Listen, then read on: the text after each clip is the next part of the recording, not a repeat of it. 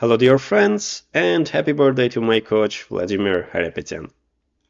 I trained with him around 8 years.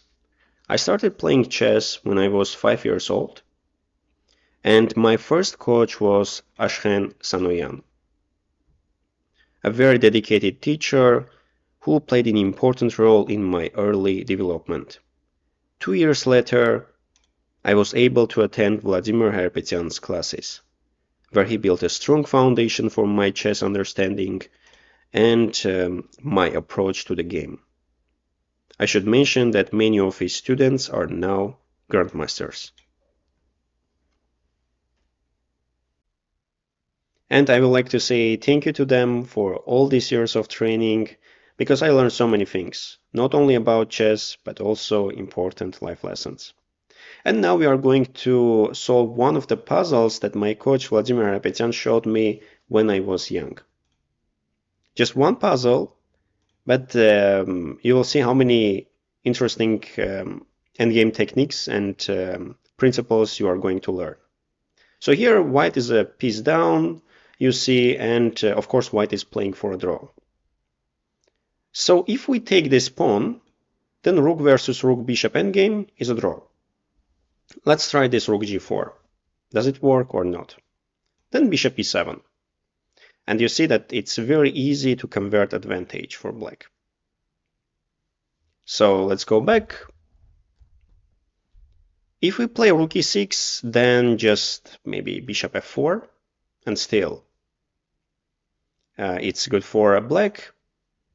And when we play endgame, first we have to consider the exchange. Should we exchange the, let's say, pawns or pieces? And here you see that, as I mentioned, if we take this pawn, then it's a draw. Can we trade these pawns? Let's say if we play h4. After h4, you see that black has two options, g takes h4 or rook h4. Let's start from rook h4. After rook h4, if we trade rook h4, g takes h4, it looks like, okay, black is winning, yeah? But no. This is a wrong corner. I mean, even bishop pawn cannot win the game because I'm going to h1. And let's say if h3, then king f3. King d7, king f2. My threat is to play king g1, king h2, king h1. So that's why black should play bishop h2 to prevent it. And then we play king f3. After king e6, king g4, and we are taking the pawn. If, let's say, another move instead of king e6, something like bishop e5 or, yeah, let's say bishop e5, then we just go king f2. So, yeah, you see that after h4, black cannot capture rook h4, because after rook h4, position is a draw. But okay, what happens after g takes h4? Then rook c4 check. Black has this king d7 move, defending the bishop, but then suddenly we have this rook h4 idea. And position now is draw because of the stalemate. Rook h4, this is a draw. And it looks like, okay, we have solved the puzzle, yeah? No, it's just the start of the puzzle. So h4, g takes h4, rook c4 check, and black has a very strong move, king b6. So it's just sacrificing the bishop, yeah, king d6, and pawn h3. Now we have two options, either to play rook c1 or rook b4 check. And let's say if we play rook c1, then after h2, this rook b1 check is very important. Why rook b1 check, not rook h1? Because king is now much closer to this pawn. Let's say if we play a rook b1 check, which is the best move. Then after king a5, we go rook h1. You see that king is far away from this pawn, and basically our king is more actively placed. And the same way you can play rook b4 check and then rook b1. The idea is to cut off the king, and also we make this king passive. And after king h2, we play just rook h1. So, okay, h2, rook h1, and once again we see that, okay, white is very close to make a draw, but then rook h5, cutting off the king. So king e6, king b4, king f6, king c3, king g6, rook h8. We have to bring the king closer to this pawn, king g5 or king f5, king d3, and this is the moment where many players make this crucial mistake, and they play king g4. And this is a crucial mistake, but why? Yeah? So we play king e3, very important to play king e3, not king e2, and you will see why. King g3, and then rook g8 check. We know that rook versus rook endgame is a draw, yeah? But here king activity is very decisive. Let's say if we take king h2, then king f2, and then rook h8 mate is coming. And if we play king h3, then we play king f2, and not king f3, because rook f1 check. King f2, rook h2, basically we are forcing white to capture the pawn, and then king f3. Still black is winning.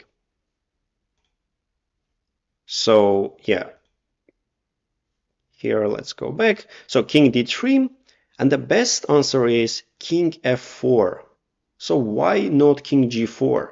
Because it looks like the same position, yeah? King e2, we play king g3, rook g8 check, but the difference is that we have king f4 move. Because we are just shouldering the king, yeah, when we play king f4 here. And this position, when after king g5, king d3, king f4, we are shouldering the king. I mean, king cannot go to e3. So king e2, king g3, rook g8 check, and king f4, white king is actively placed on f4. So rook g2 is the move. And now, yeah, we have to move our rook. Rook a1. Otherwise, let's say if king e4, then rook g4 check and rook h4. And you see that rook is behind of the pawn, and of course this is just winning. So rook g2, rook a1. If now rook g1, then of course we just play rook a2 and take the pawn. And if king f2, then rook a2 check. If king d3, we just go back because of rook g1 threat, rook h1, and you see that now it's a draw. But okay, let's just make conclusion and see how many things we learned here with this puzzle. So first, when we play endgame, we have to consider the exchange. So exchange is favorable for us or not. And later we see this h4, rook h4. After this exchange, you see that wrong corner, yeah, on h1. So of course, white can make a draw. Another important thing is that after rook c4 check, king d7, rook h4, and stalemate idea. And I can show just many games where players just save the game with this technique. Later, yeah, king b6, yeah, king b6, king d6, h3, important move rook b4 check or rook c1, rook b1. And now we see that this king is passively placed on a5. After h2, rook h1, cutting off the king, very important principle in the rook endgame. King e6, king b4, once again we just do this stuff, king g5 or king f5, and very important principle, shouldering the king. This is one of the most important principles in the endgame. So king f4, not king g4, because king e3. So king f4, king e3, king g3, and we have to place the king actively, not on h3. King f4. And after rook g2, rook a1, position is a draw. So I hope you like it. And once again, happy birthday, and I wish you good health and happiness. See you.